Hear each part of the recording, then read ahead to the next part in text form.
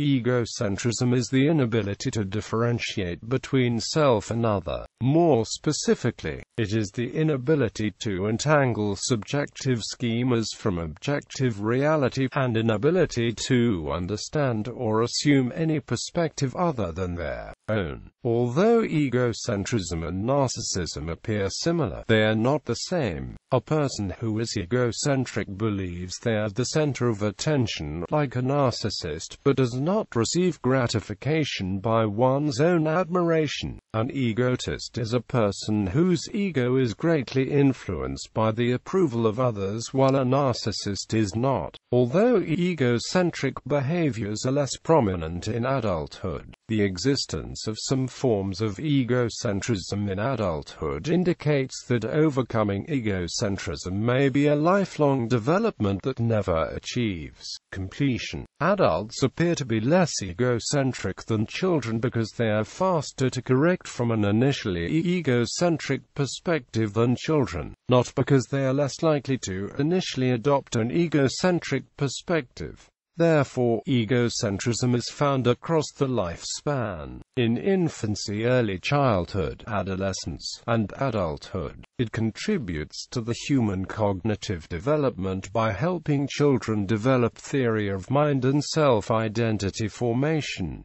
During infancy, the main concept infants and young children learn by beginning to show egocentrism is the fact that the thoughts, values, and behaviors are different from those of others, also known as the theory of mind. Initially, when children begin to have social interactions with others, mainly the caregivers, they misinterpret that they are one entity, because they are together for a long duration of time and the caregivers often provide for the children's needs. For example, a child may misattribute the act of his/her mother reaching to retrieve an object that she points to as a sign that they are the same entity, when in fact they are actually separate individuals. As early as 15 months old, children show a mix of egocentrism and theory of mind when an agent acts inconsistently with how the children expect him to behave. In this study, the children observed the experimenter place a toy inside one of two boxes, but did not see when the experimenter removed the toy from the original box and placed it in the other box,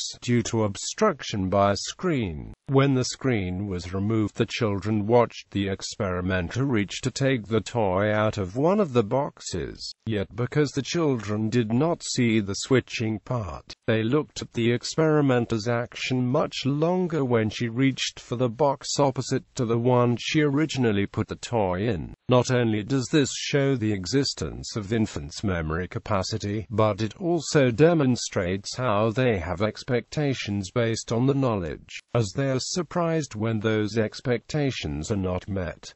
During childhood, according to George Butterworth and Margaret Harris, during childhood, one is usually unable to distinguish between what is subjective and objective. According to Piaget, an egocentric child assumes that other people see, hear, and feel exactly the same as the child does. Jean Piaget developed a theory about the development of human intelligence, describing the stages of cognitive development. He claimed that early childhood is the time of pre-operational thought, characterized by children's inability to process logical thought. According to Piaget, one of the main obstacles to logic that children possess includes centration, the tendency to focus on one aspect of a situation to the exclusion of others. A particular type of centration is egocentrism, literally, self-centeredness. Piaget claimed that young children are egocentric, capable of contemplating the world only from the personal perspective. For example, a 3-year-old presented his mother a model truck as her birthday present. He had carefully wrapped the present and gave it to his mother with an expression that clearly showed he expected her to love it. The 3-year-old boy had not chosen the present out of selfishness or greediness, but he simply failed to realize that, from his mother's perspective, she might not enjoy the model car as much as he would. Piaget was concerned with two aspects of egocentricity in children: language and morality. He believed that egocentric children use language primarily for communication with oneself. Piaget observed that children would talk to themselves during play, and this egocentric speech was merely the child's thoughts. He believed that this speech had no special function. It was used as a way of accompanying and reinforcing the child's current activity. He theorized that as the child matures cognitively and socially, the amount of egocentric speech used would be reduced. However, Vygotsky felt that egocentric speech has more meaning, as it allows the child's growth in social speech and high mental development. In addition to Piaget's theory, he believed that when communicating with others, the child believes that others know everything about the topic of discussion and become frustrated when asked to give further detail. Piaget also believed that egocentrism affects the child's sense of morality. Due to egocentrism, the child is only concerned with the final outcome of an event rather than another's intentions. For example, if someone breaks the child's toy, the child would not forgive the other, and the child wouldn't be able to understand that the person who broke the toy did not intend to break it. This phenomenon can also be backed by the evidence from the findings of the case study by Nelson, who studied the use of motives and outcomes by young children as aiding to form the moral judgments. Piaget did a test to investigate egocentrism called the mountain study. He put children in front of a simple plaster mountain range and then asked them to pick from 4 pictures the view that Piaget would see. The younger children before age 7 picked the picture of the view they themselves saw and were therefore found to lack the ability to appreciate a viewpoint different from their own. In other words, the way of reasoning was egocentric. Only when entering the concrete operational stage of development at age 7 to 12, children became less egocentric and could appreciate viewpoints other than their own. In other words, they were capable of cognitive perspective taking. However, the mountains test has been criticized for judging only the child's visuospatial awareness, rather than egocentrism. A follow-up study involving police dolls showed that even young children were able to correctly say what the interviewer would see. It is thought that Piaget overestimated the extent of egocentrism in children. Egocentrism is thus the child's inability to see other people's viewpoints, not to be confused with selfishness. The child at this stage of cognitive development assumes that the view of the world is the same as other people's. In addition, a more well-known experiment by Wimmer and Perner called the false belief task demonstrates how children show their acquisition of theory of mind as early as 4 years old. In this task, children see a scenario where one character hides a marble in a basket, walks out of the scene, and another character that is present takes out the marble and put it in a box. Knowing that the first character did not see the switching task, children were asked to predict where the first character would look to find the marble. The results show that children younger than 4 answer that the character would look inside the box, because they have the superior knowledge of where the marble actually is. It shows egocentric thinking in early childhood because they thought that even if the character itself did not see the entire scenario, it has the same amount of knowledge as oneself and therefore should look inside the box to find the marble. As children start to acquire their ability to recognize and process others' beliefs and values overrides the natural tendency to be egocentric. During adolescence, although most of the research completed on the study of egocentrism is primarily focused on early childhood development, it has been found to also occur during adolescence.